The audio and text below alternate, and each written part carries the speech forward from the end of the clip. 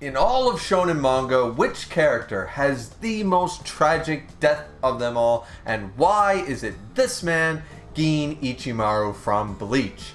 Former 3rd Division captain of the Court Guard squads, former right hand to Silsuke Aizen himself, and to Kubo's surprise, very popular with the ladies. Alright, Gin ICHIMARU taking some at-bats. Good for old Snake Man himself. So, it is your host of the most, Griever, as always, and today we are, of course, going to discuss as to why I believe that Gin ICHIMARU's death is the most tragic of all character deaths in Shonen manga. Now, of course, there's two things we need to cover right out of the gate. Spoiler warning ahead. Big spoiler warning ahead for multiple series. The series will be listed in the comment section, or the description, down below. They'll be listed there so that nobody's spoiled accidentally, because I'm going to bring up a couple of examples here and there to describe some stuff during the course of this video. So, once again, make sure to check that list first in the description before continuing this video. And number two, before we start typing in the comment section about all the other great deaths in shonen manga and anime in general that are far better than Gin ICHIMARU's death, I want to be clear on something. I said the most tragic, not the most emotional, not the saddest death. I said the most tragic, and we're going to talk about that. First and foremost, though, I think we need to cover some ground rules as to the differences in different character deaths and what they represent and what they mean. And in my mind, there's 99% of characters, and at the very least character deaths, fall into three separate categories. So let's just go over each category one by one.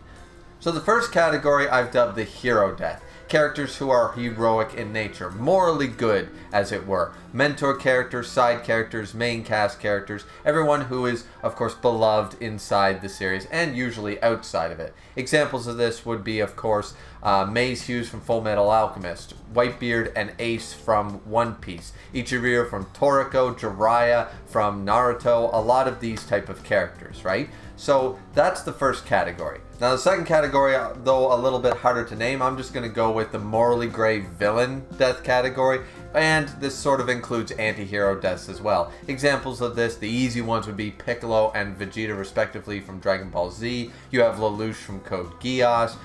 To a sort of a degree, you have Monspeed and Dediede from Seven Deadly Sins, and etc. There are, of course, plenty more. Midora from Toriko, another great example there.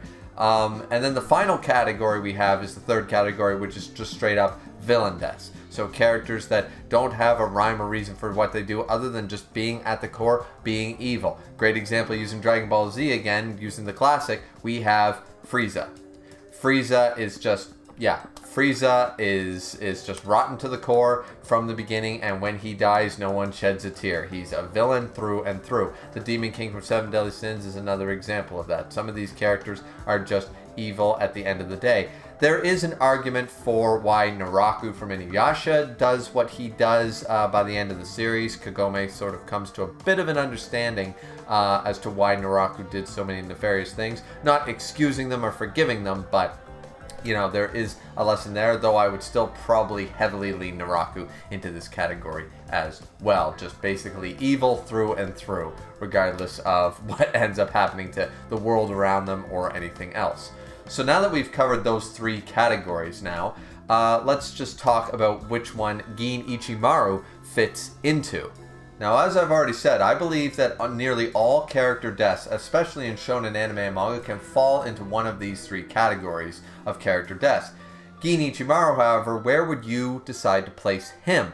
Well, I think we can all universally agree he is not in the hero category. He is not a self-sacrificing, beloved, heroic character who's morally good. I believe we can get rid of that. And once again, not to say that these deaths in the hero category are not tragic, not sad, and not some of the best emotional investment deaths you're going to find in a shonen manga story, but the fact of the matter is, characters in universe, and this will come back later, but characters in universe know of this character, and sometimes even the world at large erects monuments and celebrates this character's heroism post their death.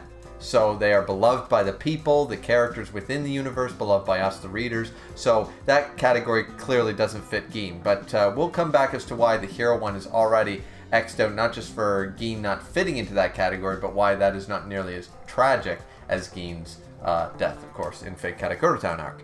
So, which category would you generally want to put him into? Now that we've eliminated the hero category, there's the morally gray villain, and then there's the rotten to the core evil villain category. Well, us as the readers, automatically, you would say you would put him in the number 2 category, right? Well, the world of Bleach would put him into the 3rd category. And that's basically all the evidence. We're going to talk about it, but that's basically why his death is the most tragic. So let's talk about why he would be in the morally gray category for a minute. It's quite simple. We know from the backstory and from Gin's inner monologue and thoughts during the Fate Katakuri Town arc, that he ended up doing a plus 100 year, over a century, tailed and got close to Aizen for the sole purpose of trying to kill him. He wanted to kill him for 2 reasons, pretty much. For revenge, for what he did to Rangiku, and to get what Aizen stole from Rangiku back. Now, there was a lot of mystery surrounding that. It's left ambiguous in the manga. Apparently in the novels, it's a piece of the Soul King that Rangiku randomly have. But I didn't read the novels, so it doesn't really matter for the purposes of this video. Anyways, fact of the matter is, Aizen and his goons assaulted Rangiku and stole something from her. And Gin not only wanted revenge for Rangiku, but wanted to get what he stole back and give it to Rangiku. We know that these are the facts. However, we know them. We, the reader. No one else in universe knows this. And that's why the entirety, even the main character, even Rangiku, would put Gin into the 3rd category. And I can't think of a single other character death where the reader knows he's in one category, but the entire universe, in-universe, believes he's in another. And that, to me, is what makes this the most tragic death. So let's talk about that for a minute. What am I talking about? Well, we know this. We know he's morally gray. We know that he tried to kill Aizen, that this was just a long waiting game plan for him. He even went as far to do very morally evil things. The Rukia bridge sequence in the Soul Society arc comes to mind right out of the gate, right? That was not on Aizen's orders. He didn't need to manipulate her. He didn't need to be creepy. He didn't need to do any of that. He chose to do it. He made sure that his infiltration was above and beyond so that Aizen could not. Aizen still suspected him to the very end by his own admission. But Gin was so good at it, so good for over 100 years, that Aizen still didn't figure out when and why he would do what he did. So even Aizen does not know why Gin attacked him and why Gin betrayed him. He has no idea. And none of the characters even know that he attacked Aizen.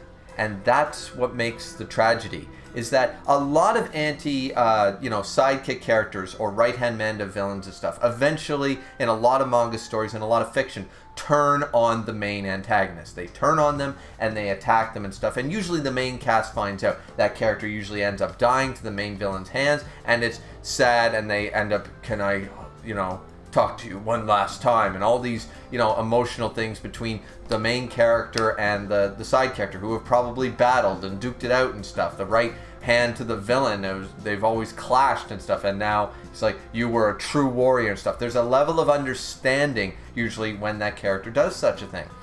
Gin's would be that similar idea, except Ichigo never finds out. None of the captains. Rangiku herself never finds out that he turned on Aizen. The only character in universe to even know that happened is Aizen himself. And he doesn't even know why. I can't think of a single character death. I went through many manga. I've never seen a character death that unique. At the very least, even if we want to make the argument down in the comment section down below that still doesn't make Gin's death more tragic than A, B, C, or D, it's certainly the most unique death, because I've never seen a character death that fits into one category and in universe is a totally different category. Because when Gin dies, post-death, nobody knows he's category 2. Not Rangiku, not Ichigo, not Yamamoto, not Kisuke, nobody.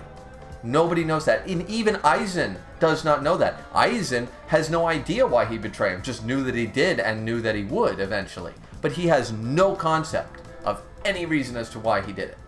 So I've never seen that. After Gin dies, when Gin Ichimaru is dead, he is still dead as a traitor. He's dead as a traitor, as an evil person who betrayed the Soul Society, betrayed everybody, went with Aizen, and Aizen had... I assume that the entirety of the Soul Society and Ichigo and crew believed that Aizen had no more use for Gin, so he killed him. That's probably what Rangiku believes. Nobody knows that he turned on Aizen, and nearly had him either. Nobody knew that he had this great, and you can argue that, yeah, he didn't have to do everything he did, but it was all for the infiltration. It was all for love. It was all for his love for Rangiku. And nobody knows it, not even her. So I've never seen a death, and that's why I think it's the most tragic, because we, the readers, know this. But nobody in universe knows that, and I've never seen that done in another shonen manga. I have never seen a character be in one category and then in universe in another. For the readers, he's in category 2. For all the characters in Bleach, every single one of them, he's in number 3. He died a traitor and a villain. We know he's not. He is a villain, but he's a morally gray one, and he had a reason. He turned on Aizen. He tried to kill him. He tried to save Rangiku. He tried to, he was in love with Rangiku and all that stuff. Even though Rangiku's crying over him, she's not crying because she knew it. She's crying because she was also likely in love with Gin to a degree, and even if it was a platonic relationship, it doesn't matter. She still had very heavy feelings toward him at the very least, and so she's crying losing Gin, not forgiving him or knowing that everything he did was for her or anything like that, or knows that he tried to kill Aizen. No one knows that. So that's what, to me personally, makes this the most tragic death in shonen manga, because I've never seen that done before. I've never seen it. Once again, you can make the argument that other deaths are sadder and that they are more emotionally driven, and like the Nina dog thing is still breaks me every time I see Full Metal Alchemist Brotherhood, or even the original. Every time that scene breaks me. But once again, this was much more tragic because everyone knows that Nina's a good person. Everyone knows that May's Hughes. This is why the heroes, as I said, we'll come back to this. Category 1 doesn't feel as strong in the tragedy department. Maybe it might be sadder. Maybe we have more emotional investment, but they're still beloved by the people. When Whitebeard and Ace died in One Piece, graves were set up by Red Hair. Shanks set up graves for them so that the Whitebeard pirates could grieve, and then one day Luffy will probably end up at Ace's grave as well. These are places for them to be remembered and beloved. Nobody's setting a gravestone. Nobody is setting a gravestone for Gin. Nobody is sending Gin's gravestone flowers. No one. And therein lies the tragedy. When Vegeta and Piccolo both self-sacrificed themselves, when Vegeta did Angry Explosion, Goku, Krillin, and Piccolo were there, and he hugged his Trunks one last time, and that kind of idea. Piccolo and Krillin know that Vegeta went and self-sacrificed himself. So there is the morally gray. A character in universe knows what Vegeta did to try to save the Earth, to try to beat the bad guy, to do the right thing. At least if it takes only one character to know what they did to change that dynamic and make it okay. If the world at large doesn't know, somebody knows. Nobody knows with Gin, and that's what makes it tragic. This man was not evil to the core. He was led by one single desire for revenge against Aizen, all for love of Rangiku, and yeah. So to me, as I said, I'd love to start this discussion. I'd love to hear what you guys say in the comment section down below. And at the very least, maybe I will concede, if someone can make a great argument, maybe I will concede this is not the most tragic death in Shonen. But I will argue it's the most unique death. And I will not be budging on that one. I will be stubborn as a mule because I still think it's the most tragic as of today's recording. And at the very least, it's definitely the most unique death. Because as I said, if you can point to me a character who is, dies in one, to the reader, he's in one category, and in universe, he's in the other, then we can discuss Gin Ichimaru versus that character. Until then, I don't know, ladies and gentlemen. I think I solved the mystery. There's no debate. There's no tier list. There's no nothing. We've solved it. Gin Ichimaru is number 1 of tragic deaths. And we might see him back soon. Who knows? But, you know, that Hellverse arc, it's coming. But that's it for me, guys. It's just a short discussion video. Probably going to end up being a lot longer than intended, but it is what it is. Hope you guys enjoyed the video. Don't forget to like, comment, and subscribe. And seriously, I am more than open to discussing. I want to hear your thoughts.